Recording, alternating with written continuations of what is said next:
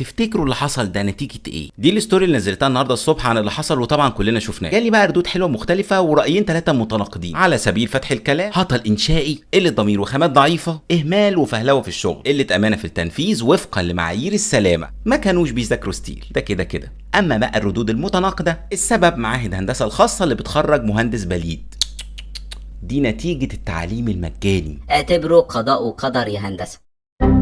انا بقى شفت الموضوع من ناحيه تانية خالص، وكان لي راي في الموضوع ده. بما اننا في وقت تحكمه الماده، فبنمسك ايدينا وبنجري ورا الارخص علشان نوفر. هتقول لي انت راجل مبذر. هقول لك هو التوفير حلو بس بالعقل وما يجيش على الكواليتي. يعني لما يجي لنا تسعير ارجوك بص على المواصفات، لان مع الوقت لما بنختار الارخص بنتفاجئ ان اللي كان بيعمل كواليتي عاليه بمعايير هندسيه مظبوطه بيقلل المعايير دي ويعمل لها نجلكت علشان يشتغل وياكل عيش. مهندس بيستلم يقولوا له ما تعقدهاش، ما هو كله ماشي كده. اول بينفذ سيبك من الرسومات وقلل في الخامات، ربك هو الستار. طبعا هتقول لي طب ايه الحل يا ابو حميد؟